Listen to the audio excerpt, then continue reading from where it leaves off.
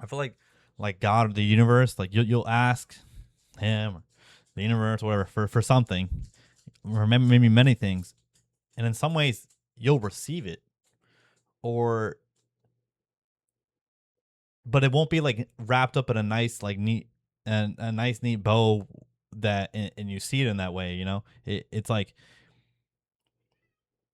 if you ask her for success in some way, right? You're not going to just be given something, right? A lot of times you're just maybe an opportunity will present itself,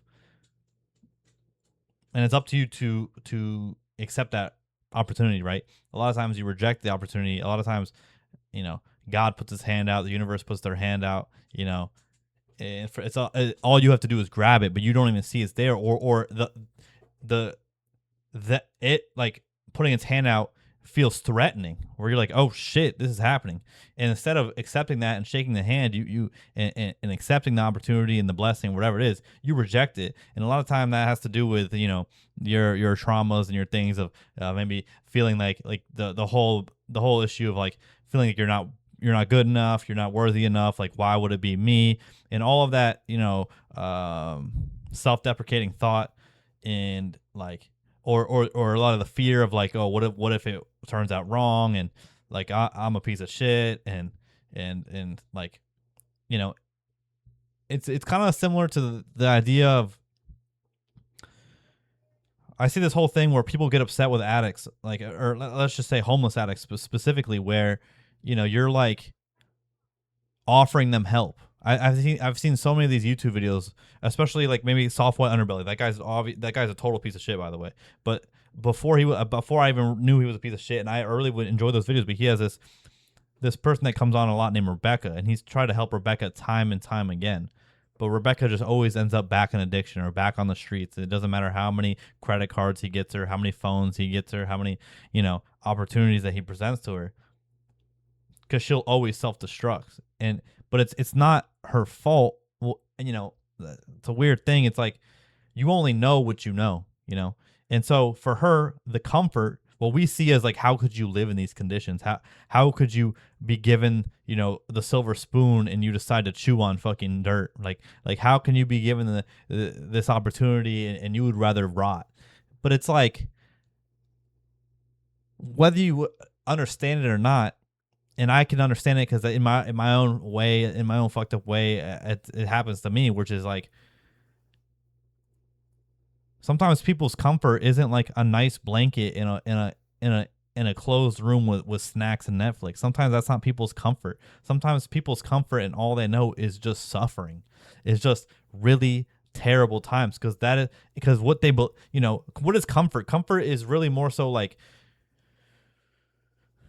you being in a spot where like what you believe about yourself is true, and you not contradicting your ego, and you not contradicting the view of you have of yourself. And so if the view that I have of myself is that I'm a useless piece of shit that doesn't deserve anything, then the most comforting place I can feel is being in isolation, feeling like nobody loves me, I am of no use to anyone, I deserve to die. And like if those are the thoughts I'm having, then the most comforting life for someone like me would be isolation, talking to no one, like being in addiction, trying to cope with the fact that I feel that way about myself, and trying to cope with like, well, where did that even arise from? But it more so, and then doing the thing and the addiction that further causes shame, which actually in a way feels good. It's like that Rick and Morty episode where Rick and Beth go to hell to save Jerry, and all those people are like, their dopamine comes from pain. So like they have all these piercings, and they're all like the piercing, their body's stretched up. They love pain. They're like, oh, it hurts so bad, but it feels so good. It's kind of like that, where someone in those spots, I mean, it feels great to feel terrible. And that's just it, right? And so you'll see like these people try to save these people out of homelessness, try to save these people out of sex work, try to save these people out of, I don't know, whatever, not going back to jail for the 10th time. But you can't help that. Like, yes, you can be that hand that you're holding out, just like I talked about in the beginning of the video, the hand being held out. But the issue with that is these people, like, that hand is a threat to them. being someone trying to help them is a threat, because in a way you're taking them away from their comfort zone. You're stripping them of all they know. And that is not something that feels good. It's something I've tried to explain to my dad, because he's like, why is your sister so depressed? Like, like therapy is not working on her. And my sister finally started therapy a couple months ago, I think in November or something like that. And it's been really hard. Things have gotten a lot worse for her.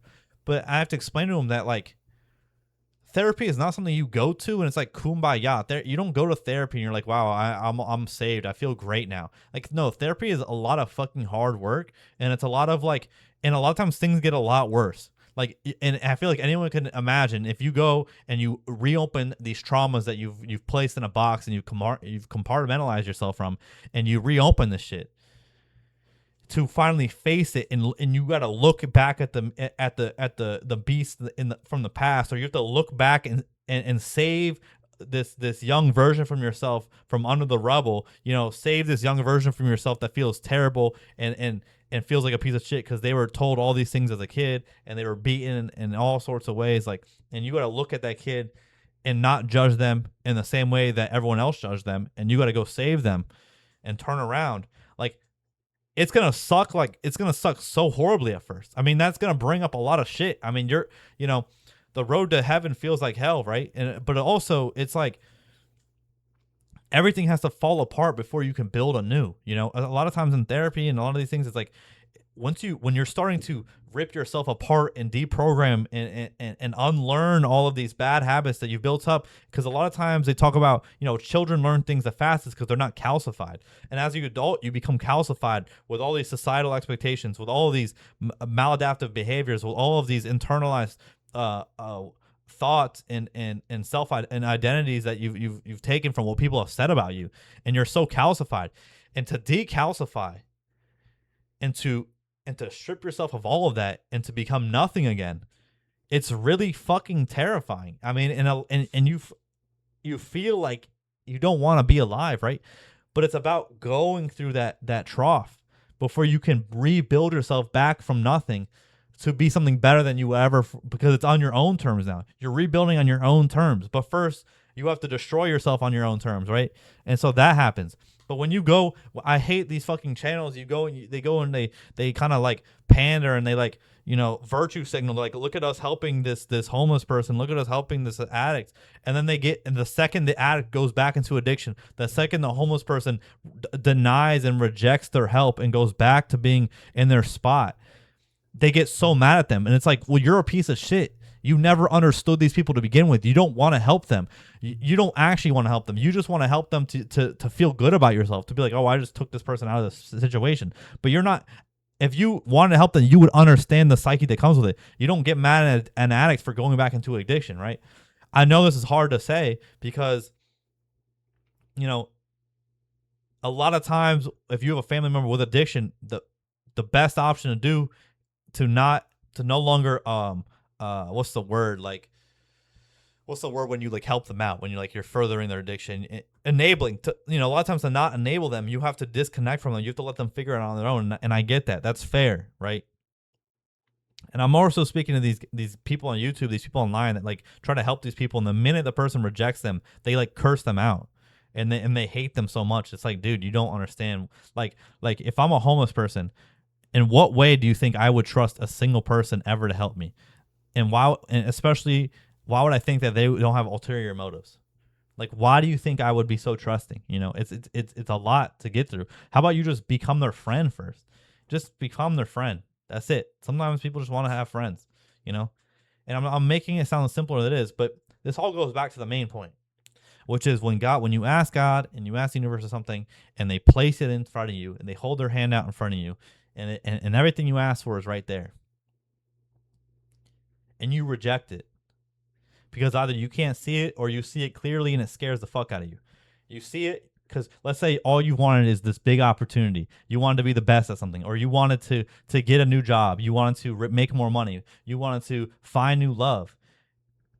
And then a woman, let's say you want to find new love. You haven't had love in a while, and a woman finally comes along. That's exactly what you've been waiting for. And you reject her because you're scared, because you remember what happened last time this happened. They broke your heart, or you broke their heart. or you destroyed them, right? And you don't want to do that to so this thing that you've been wanting is now in front of you, and you're looking at it, you're like, holy fucking shit, it's right here. I don't know what to do with it now. Then you finally get the job opportunity, but it comes with all these new things that you have to learn, and you're like, I can't do it. And immediately you reject the opportunity. The opportunity would have only presented itself because you're ready. You are ready. You reject it because your ego is convincing you you're not. And I'm talking about this because I was thinking about work. I got a promotion and all these things, and now I'm just swamped with so much work, and a lot of it feels anxious. And I'm like, yo, I never asked for this, but I did. I asked God. I was like, I want more opportunities. I told him, I was like, I feel like I'm pretty purposeless at the job. I want more. I want to feel challenged at work, and immediately now I'm challenged. Now I'm in charge of so many massive projects, like big things that are affecting thousands of people, and in charge of a massive ass budget. And now I'm like, I don't want this. Like I never wanted this. But it's the fear talking. It's the sin of sloth talking. The laziness. It's also like, I can't do it. I didn't want this. But what do you expect? You don't receive just like. I mean, a lot of times you can just receive things, right? But you also have to like take on more responsibility in different ways. That doesn't mean directly at work, but let's say about the love story, you have to take on that responsibility and bear putting your heart on the sleeve and bear the responsibility of being vulnerable, even though you could be hurt, even though there's a chance that your heart can be broken again. You have to, and that is a responsibility of itself, right? But are you willing to do that? And so I ask you all, I guarantee you all have been asking for shit. Y'all have been asking for shit. I know for a fact. And ask yourself, have I received that shit? Have I been given opportunity to have that shit, But no, but I back down, right? But it's like, and I'm not Jamel's like the only guy I talk to, so he's the only one I have an example for, right? Like he has he's always the one wanting to do YouTube. He has a channel that just like blew up that had like a couple thousand, I believe, or a couple hundred, couple thousand subs. And he just fully stopped posting on the channel because then he got in his head like, oh, I don't want to post on there because I don't want to do that content anymore. I want to try this. I want to try that. But it was, in my head, I mean, I haven't said this one, but it's more like fear. It's like, this thing you've been wanting is right there, dude. It's just fucking grab it. Just grab the thing. And that happens to all of us. It's like,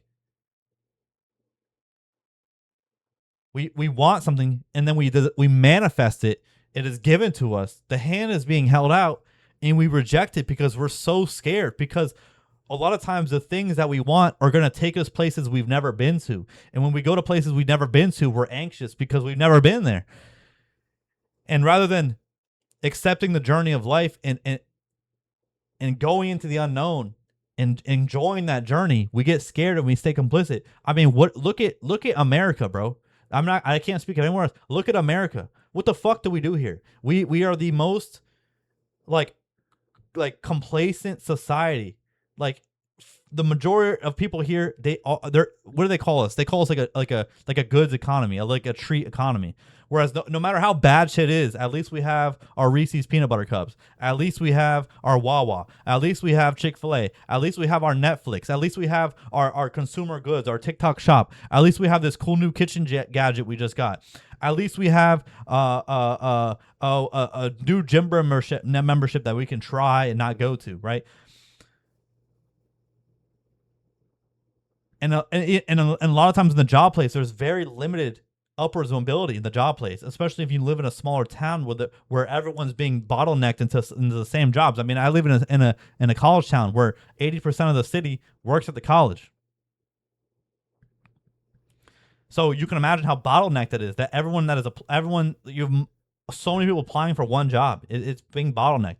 But we're in a society that promotes this type of thinking, the sedation of the people, the sedation of the spirit, where the spirit is supposed to expand, it's supposed to go into the unknown, it's supposed to journey into the forest. But we'd rather just stay at the campfire and keep lighting the campfire over and over and over again because the woods surrounding us are too scary. We don't want to move anywhere but that campfire, because what we got at the campfire, we got marshmallows, right? We got s'mores. We got good stories to tell.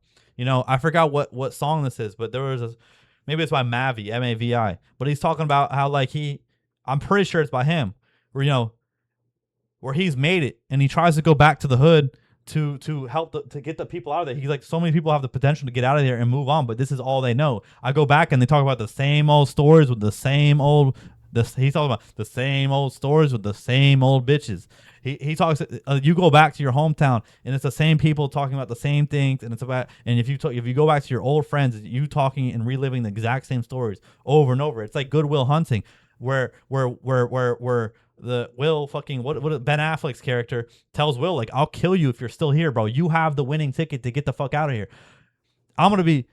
Tomorrow I'm gonna be 40 and I'm gonna be still working this construction job. But you have a winning ticket. You need to get the fuck out of here. But that is the guy. Ben Affleck's character is the majority of America. Where it's like, dude, you know how many people I know in my city that have been here their whole life, born and raised here their whole life, and I'm not saying there's nothing wrong with that, because it's exactly how society has been constructed to make you believe. It has limited the scope of what you can do. Where the only thing it tells you.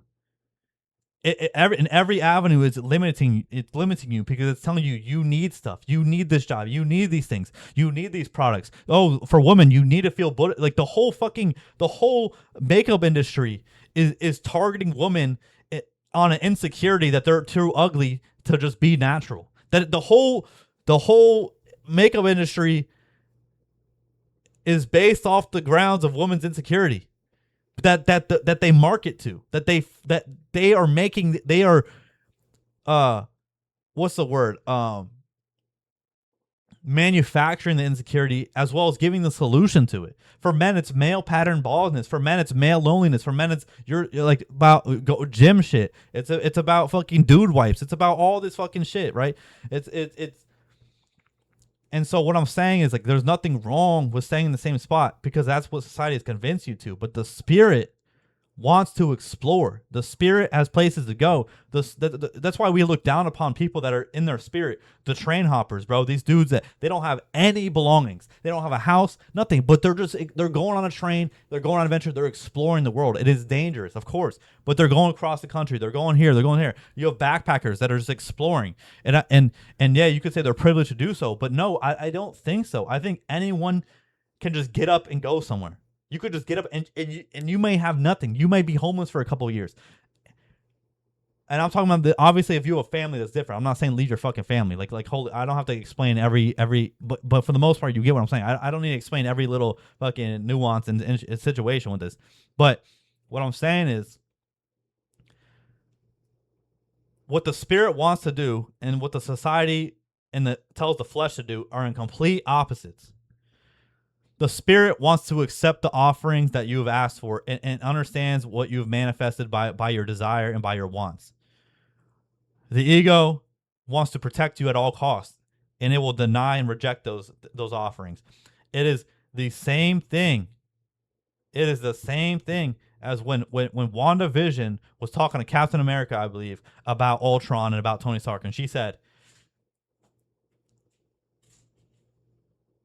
Ultron wants to save the world so bad that he doesn't know the difference between protecting it and destroying it. And where do you think he gets that from? Tony Stark. And I was talking to my sister about this, that the ego, dude, I'm just cooking right now. The ego wants to be small, wants to protect itself. But the ego would rather kill itself, would rather convince you to kill yourself, and it views that as saving you, than going out to the unknown and exploring and getting out of these patterns of thinking. I mean, if you let the ego drive the car for long enough, it will start convincing you of really fucked up shit, that nobody loves you, that you deserve to die, that you shouldn't be living anymore, that the only solution to your problems is death. The ego is so fucking dumb that it is convinced that the only solution to the problems it's facing is to die. But the problems it's facing only exist because it's in the fucking driver's seat. If you allow the spirit in the driver's seat to kind of zoom the fuck out and be like, yo, this is so humorous. I got this idiot driving me and driving us into the water because it says that's the safest place. It's driving your car into the ocean saying it's the safest place to be because there's no danger there. But the water is the danger. Like, you know what I'm saying? So my point being, and I think the general gist of this video is that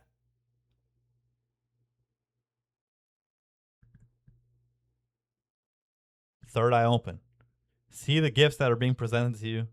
See that what you ask for, you ask and you shall receive. And it may not be received in the way you think you're receiving it, but you still got to see it. You're receiving it. And it's not a nice bow. And sometimes the thing you're receiving feels terrible. It feels like a lot of hard work. It feels like, what the fuck? This is so much. This is overwhelming.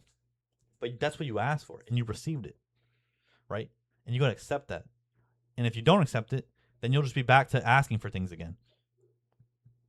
So you're back to square one. And you're going to keep being back to the asking, and it's going to keep getting presented in front of you until you're willing to accept the offer.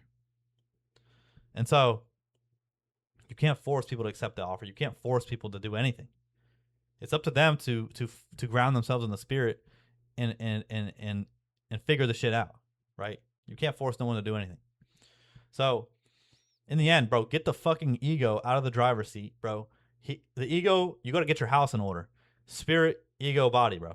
Get the ego, put the fucking ego, like, it's like the kid, like when you're younger and you got to give your cousin like the controller, but you have it unplugged just to make him feel like he's playing the game. Give the ego the fake controller, bro, the unplugged controller. Let him fuck around with that. Sometimes the ego can have good ideas. Sometimes the ego can kind of protect you in ways with through anger, whatever it is. Like, because there is appropriate anger. There is a need for the ego's not like completely useless. That's all I'm saying. But it shouldn't be driving the car. That's the spirit of God or God or like whoever else, right? The universe, whatever, or your intuition or your Holy Spirit or the kingdom, whatever. Let that drive the car. But anyways, I've been yapping too much. We're 20 fucking minutes. So guys, girls, gays, queers, them, or everyone, anyone. Have a blessed rest of your day. It's a beautiful Thursday. I'll catch you guys on a beautiful Friday at the end of the week. Bang. See ya. 10-4.